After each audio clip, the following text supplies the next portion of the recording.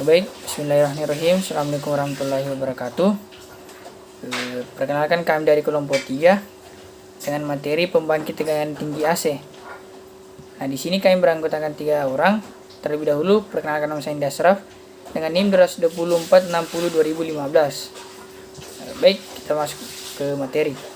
Nah, materi pertama yaitu pembangkit tegangan AC tinggi, di mana tegangan tinggi bolak-balik diperoleh dari suatu trafo yang disebut trafo uji, yaitu trafo satu fase yang mempunyai perbandingan belitan yang jauh lebih besar daripada trafo daya.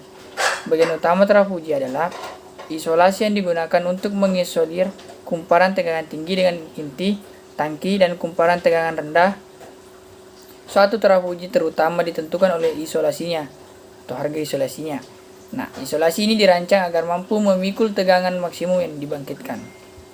Kemudian kita beralih ke materi selanjutnya, ada konstruksi trafo uji tegangan tinggi. Nah, trafo uji tegangan tinggi secara umum tidak mengalami masalah dengan perbandingan karena umumnya dioperasikan dalam waktu singkat dan efek gaya magnetik yang diabaikan. Nah, oleh sebab itu untuk konstruksi uji tegangan tinggi sangat ditentukan oleh isolasi belitan.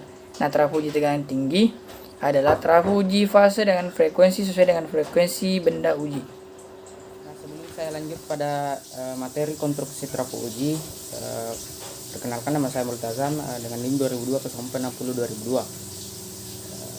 Konstruksi trafo uji ini terdiri dari inti besi, kemudian belitan primer atau belitan eksitasi LP, yang ketiga belitan sekunder HP, seal grading medan, kemudian tangki dan landasan medan dibumikan, bushing HP, tangki atau seal isolasi, kemudian yang terakhir adalah elektroda HP. Nah, bisa kita lihat tadi gambarnya.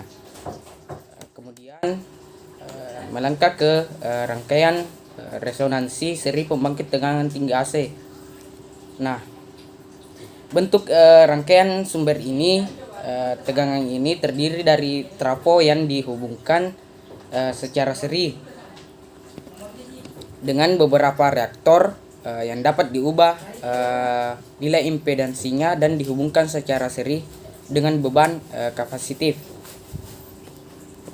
Kemudian rangkaian pengganti dari susunan di atas adalah ini. Jadi keterangannya L1 dan L2 induktansi bocor dari transformator. Kemudian R1 dan R2 tahanan dari belitan transformator. LO atau induktansi pemagnetan. RO tahanan pengganti kerugian inti. LA dan LB reaktor yang nilai induktansinya dapat diubah. Kemudian yang terakhir C, kapasitas beban dan terminal rangkaian. Terima kasih. Perkenalkan, nama saya Salman Zakaria dengan NIM 224602028. Baik, saya akan melanjutkan materi yang telah dibacakan oleh Multazam ke rangkaian resonansi paralel pembangkit tenaga tinggi AC.